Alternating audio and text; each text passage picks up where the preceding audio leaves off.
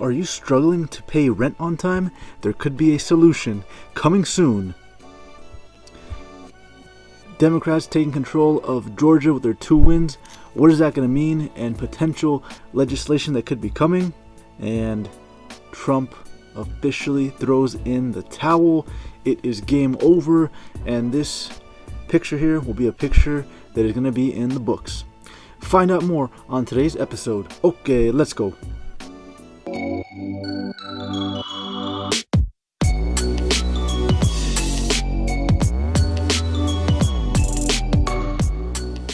What's good, everybody? Hope you guys are doing good. We are back today for another video, and today we got a lot to break down, guys. Okay, I'm sure you've been following the news. If you haven't, it's okay, I got you covered. I followed it. I'll give you a breakdown. Before we begin, this is my Twitter page in case you guys are not already following. What are you waiting for? Go ahead and click the follow button. I post here on a daily basis. If you have any questions, comments, or concerns, this is the best way to reach me, and I'll try to get back to you guys as soon as I can.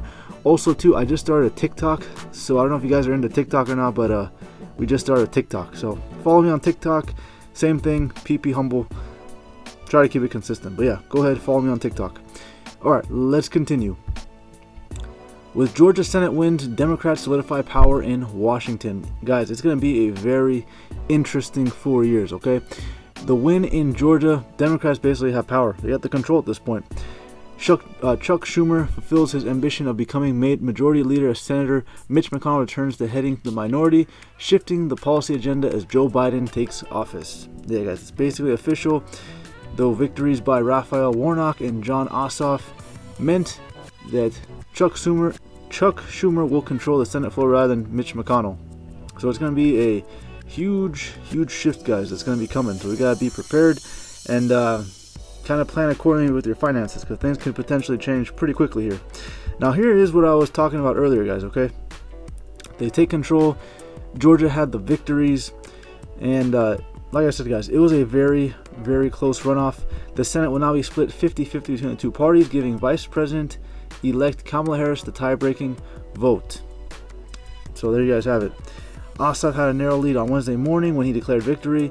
It is with humility that I thank the people of Georgia for electing me to serve you in the U.S., he said. Perdue has not conceded. He's probably following Trump. He's not going to concede until the very end. So let's see how it's going to impact on Biden's agenda moving forward. And let's continue on here. Trump pressured Pence to engineer a coup, then put the VP in danger. So guys, in case you weren't following, I'm going to give you guys an update, okay? Mike Pence was basically the last line of defense. The very last line of defense to potentially give Trump another 4 years. And Pence decided, hey, you know what? He didn't feel like it's for him to override the electors and all that. So long story short, basically, Mike Pence confirmed the electors, and Biden is going to have his way in a couple weeks in office. I think it's the 20th where he'll be sworn in. Trump and top White House officials did little to check on Mike Pence while he and his members and family were outside. Some were inside the U.S. Capitol, and Trump-backed rioters stormed the halls of Congress on Wednesday. This is from CNN, so as you guys know, CNN and Trump, they're not homies. They don't like each other too much, so you're going to get kind of the perspective that CNN is going to push. Was he concerned at all that an angry mob that he commanded to march on the Capitol might injure the vice president or his family, the source asked. Okay, so I don't think that Trump wanted any harm to Mike Pence.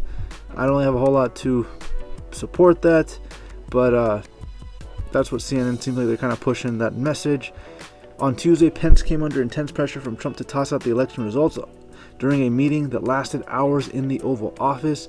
The Vice President Chief of Staff, Mark Short, was banned by Trump from entering the West Wing, the source said. The president repeatedly warned with thinly veiled threats to Pence that he would suffer major political consequence if he refused to cooperate. So yeah, guys, it was a show, quite a show. And Trump does not want to go down easy, but he kind of had to. Now, really quick here, if you guys are renting and are struggling, I know a lot of you guys out there renting, you're struggling. With Biden coming into power, we could potentially have a new bill that could help you out if you are struggling. What a Democrat-controlled Congress could mean for renters struggling amid the bug. With Democrats in control of Congress, renters struggling amid the bug could see more relief measures. So what's one of the measures? Democrats have expressed support for a 12-month eviction ban and passing tens of millions of dollars more in rental assistance. Meanwhile, as a Senator, Vice President-elect Kamala Harris introduced legislation that would prohibit evictions and foreclosures, as well as help renters face eviction to get legal counsel. So that potentially could come to pass, and depending on your state, you guys can check this out here.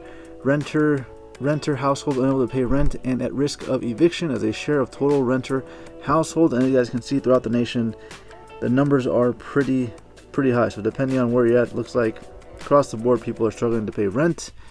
And the relief was a sliver of what Democrats had pushed for. Now here's the thing, guys, this does not mean that you don't have to pay rent, okay? It's not free rent. What's going to potentially happen if this gets passed is it'll probably get pushed on the back end, depending on how far back. So here you go. Tenants could use the money for up to 6 months of back rent and late fees. Other renters would get help securing new housing with funds to cover their moving costs or repair their credit. Yet another $75 billion fund would be established to help homeowners avoid foreclosure. The package also calls for banning evictions nationwide for 12 months. Okay, this is going to be about $100 billion would be allocated for rental assistance, and Biden has suggested that he would support this. So that could be good for you guys who are in need of some type of help during these times with paying for rent. Some states are paying $300 unemployment boost while others lag the bug relief bill.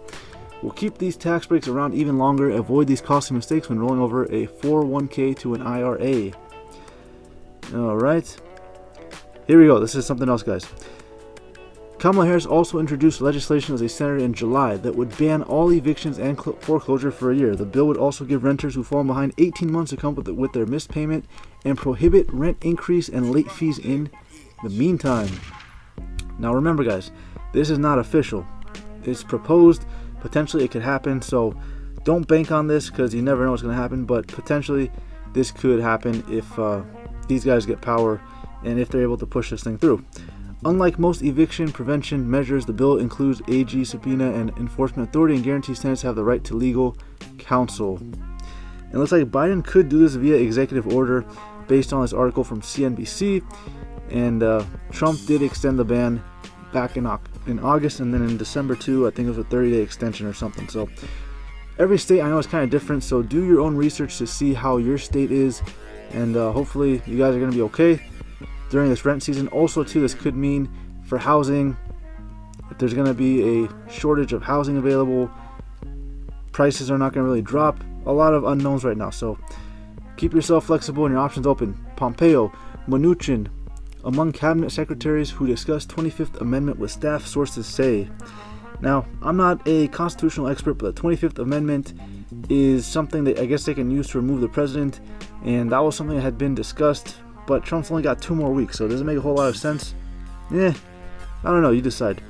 They determined the process of elevating Mike Pence to presidency would take more than a week, diluting its effects. So there you go, guys. It's going to take a week potentially to get this thing through, and then if it does happen, you're going to have what, Mike Pence for a week, and then Biden comes in power?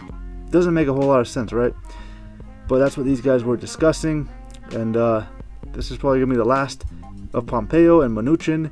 If you guys like them, they're gone. If you didn't like them, well, that works out for you too. So we're moving on to a new administration, and we got to prepare accordingly. Here's what's funny, guys. Trump's Twitter was locked out for a while and then eventually opened back up, and that's when he posted his video, in case you guys have not seen it, where he officially threw in the towel. Something that who would have thought we would have seen Trump throw in the towel. He's not someone who likes to lose, but he was suspended for 12 hours. Pretty insane, guys. Twitter suspending the president from doing anything basically, and then he finally was able to post something, and they posted a warning, a pretty stiff warning from Twitter saying if he continues, the account could be banned. See right here.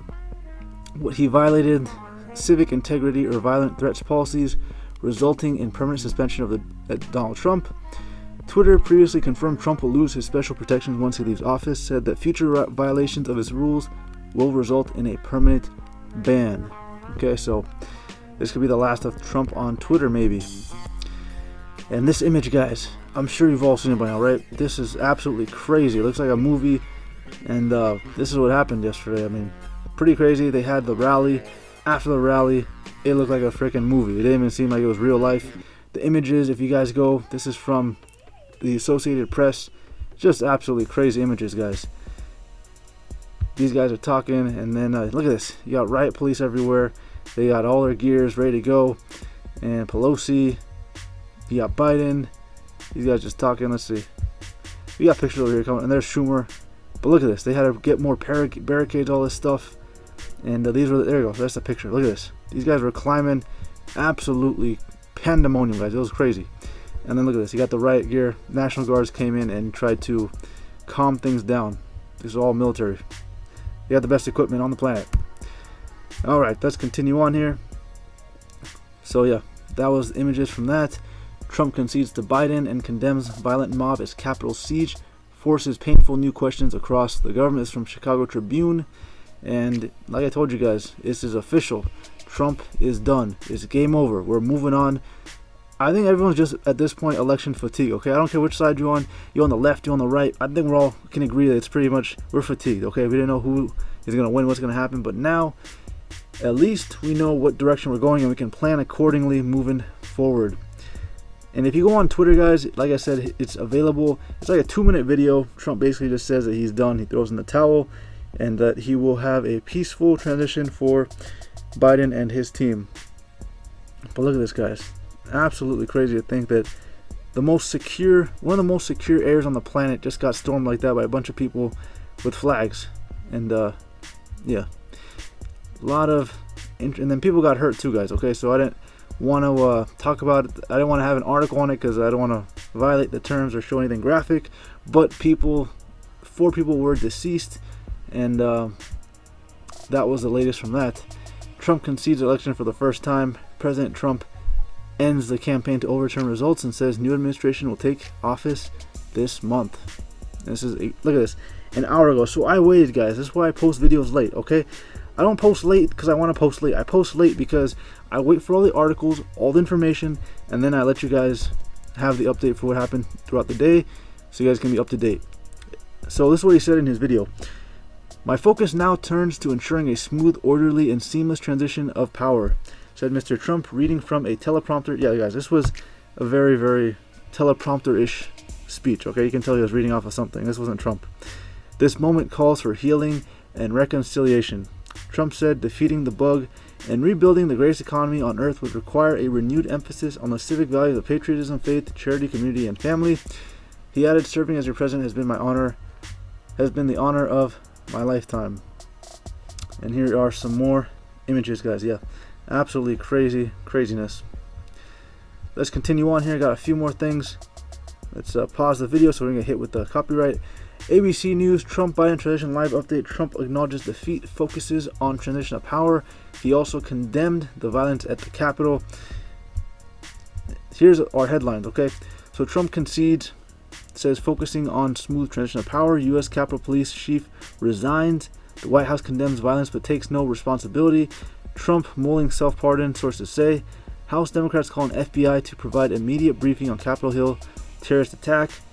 Georgia Secretary of State says Trump's legal team has voluntarily dismissed election. Whoa. Okay, I didn't even know this, guys. So, look, this is huge. Look, if you're on your MySpace or your TikTok, take a break. Unless you're on my TikTok, that's okay. You can multitask. But listen up here. Georgia Secretary of State's office says Trump's legal team has voluntarily dismissed election lawsuits. That's the icing on top, guys. It is done. He threw out the lawsuit. He threw in the towel. Trump is done. He's tired of this. And John Kelly on CNN, I would vote to remove Trump from office. Trump concedes, saying he wants a smooth transition for Biden. U.S. Capitol Police Chief resigns. A lot of people are resigning, guys. So a lot of people from Trump's cabinet, they know that their time is up, and they're just stepping away now while they can kind of save themselves a little bit. Trump calls for reconciliation, acknowledges Joe Biden victory. And a day after his supporters stormed the Capitol Hill, resulting in at least five deceased. Okay, the number one up. Trump released a video message in which he effectively conceded that Biden would take over on January 20th, which is less than 2 weeks. At the end of the video, Trump told his supporters our incredible journey is only just beginning, suggesting he may run again in 2024. And Trump is a pretty old dude, so he might be close to 80 years old by the time he runs again, if he does. He called for calm and condemned the violence in Washington. Yeah, guys, that's going to be interesting to see if he decides to run again, and also if what's his name? If Pence is going to be the vice president, we shall see. I don't know what's going to happen. It's going to be very, very interesting. Trump concedes Biden will take office, condemns Capitol attack. This is from MSN. Also, too, from Forbes. Trump finally, 2 months after election loss, concedes defeat. Okay, guys, so you have it. The key facts, I'm going to go over this and then we'll wrap up the video. In a video posted on Twitter, which was about a couple hours ago, Trump said his campaign pursued every legal avenue to contest the election results, but he conceded, without mentioning President-elect Joe Biden by name, that a new administration will be inaugurated on January 20th and that his focus will be on ensuring a smooth, orderly, and seamless transition of power. Still, the president said he strongly believes we must continue to reform our election laws to verify the identity and eligibility of all votes, a nod to the host of false conspiracy theories Trump has promoted about the election regarding fraudulent votes. So Forbes doesn't like Trump either too much. Trump said those who stormed the Capitol Hill defiled the seat of American democracy, adding that emotions are high, but now tempers must be cooled and calm restored. Alright, guys, so there you have it. So Trump officially throws in the towel, and yeah, you can tell he's probably not too happy. Okay, so he's done. We're moving on. We're gonna have 4 years of Biden, and we shall see, guys. Like I said, taxes, eviction, marijuana. Who knows what's gonna change? The federal Second Amendment stuff. We're not gonna go down that path of exploring all that. But like I said, I will keep you guys posted with what I hear, so you can plan accordingly, your finances, all that good stuff. Anyways, that's gonna be the next video. As always, if you're not subscribed, don't subscribe. And if you like the video, don't forget to like. Until next time, peace.